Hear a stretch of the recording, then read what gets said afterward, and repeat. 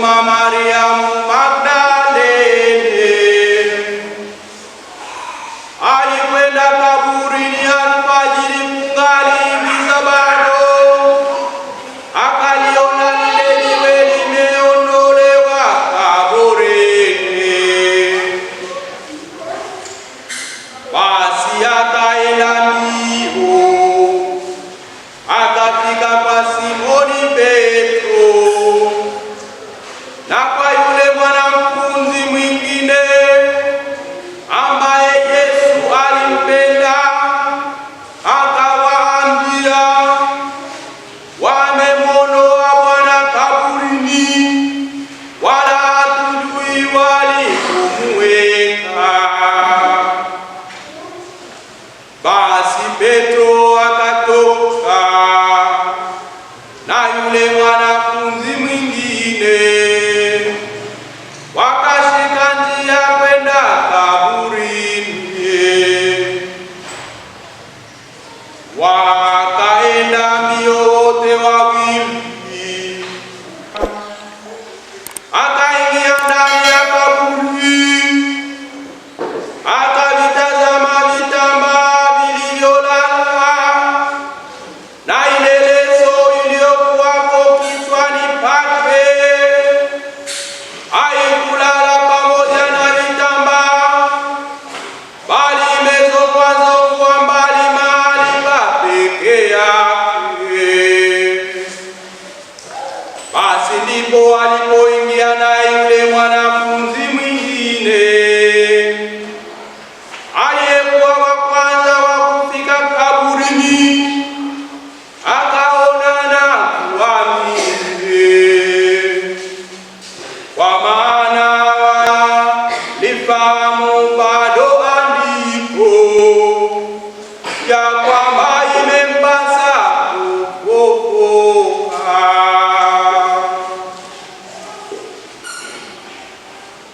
Neno la Bwana.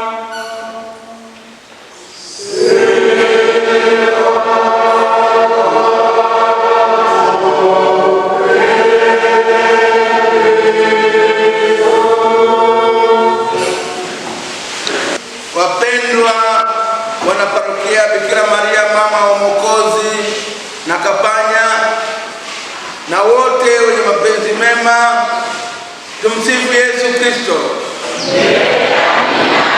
Kristo.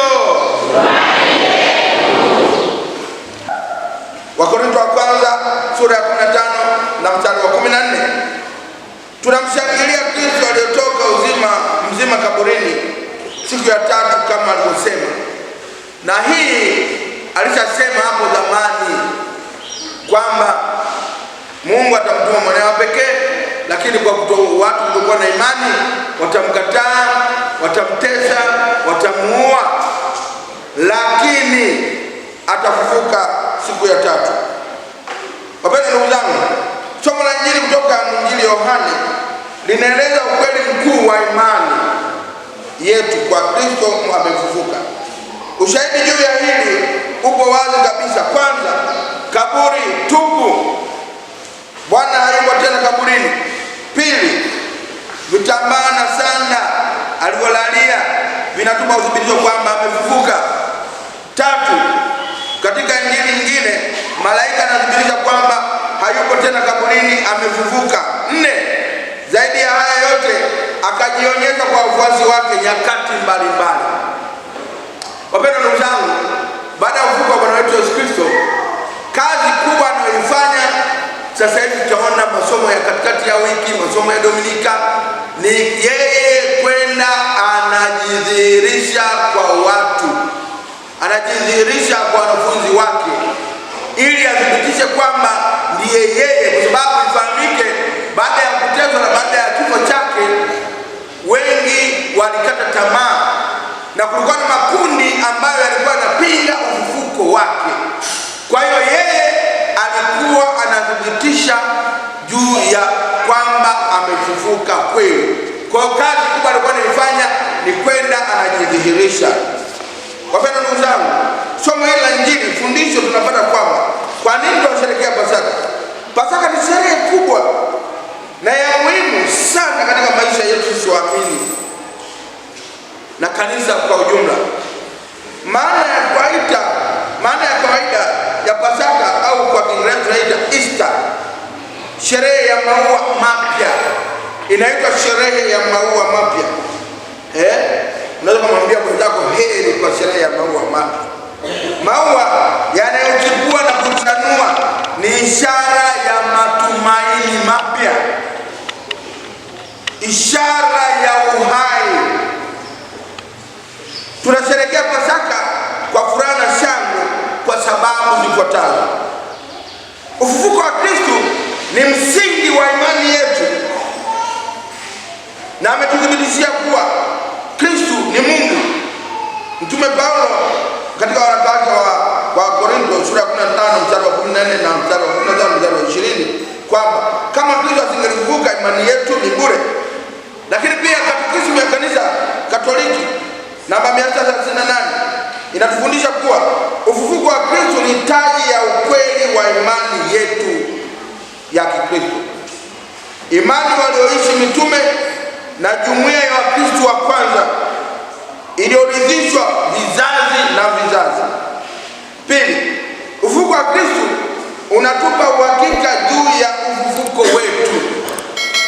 Katika ubatizo tunazikwa pamoja, tunakufa pamoja na Kristo, tunazikwa pamoja na Kristo na tunafufuka pamoja na Bwana Yesu Kristo.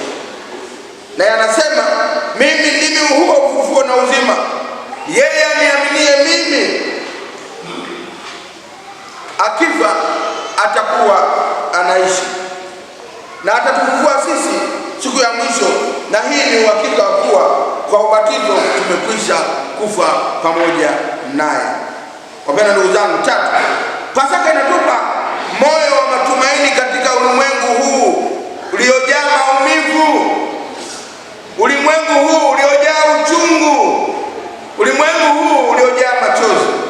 Pasaka inatupa uhakika wa uwepo wa Kristo mfufuka katika roho zetu, katika kanisa, katika neno lake takatifu na katika sakramenti zake mbalimbali na katika nyakati mbalimbali za maisha ya Mkristo.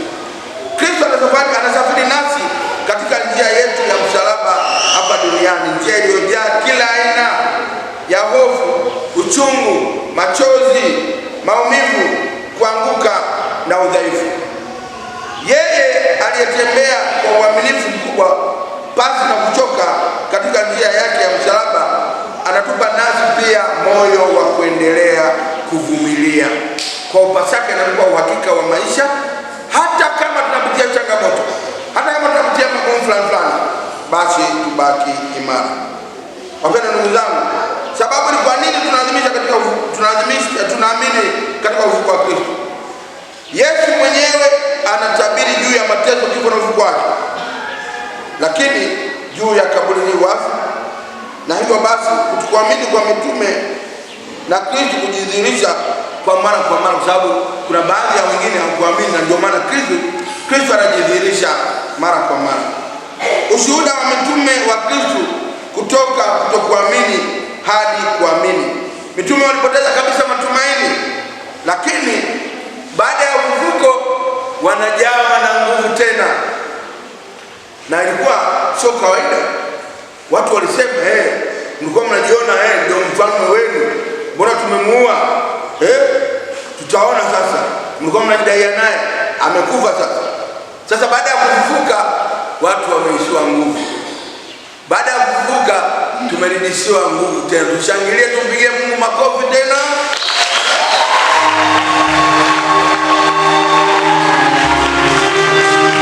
Hivyo wapendwa ndugu zangu, katika somo la kwanza kitabu cha Matendo ya Mitume, mitume wa Yesu mara baada ya Pentekoste walipata nguvu na ujasiri ya kumshuhudia Kristo mfufuka, na ndio maana mtume Petro na mitume wengine walifanya kazi kubwa ya kuhubiri Injili. Na hivyo Petro anatukumbusha kuwa sisi sote tunapaswa kupokea zawadi ya ukombozi na kuwa mashuhuda wa Kristo. Popote pale ulipo, unaposafiri, safiri na Kristo. Vaa ishara ya imani yako, vaeni rozari,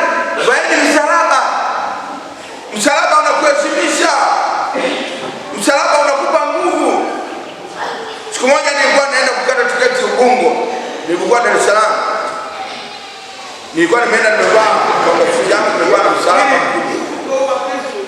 Nimefika pale Ubungo, wale wanaokatisha tiketi walivyoniona na msalaba wangu wakaanza kunifuata. Oya kiongozi, mchungaji, unaenda wapi? Sasa naenda Mwanza. Twende. Unataka tiketi? Ndio. Twende. Wanibeba mpaka ofisini kwa sababu ya ule msalaba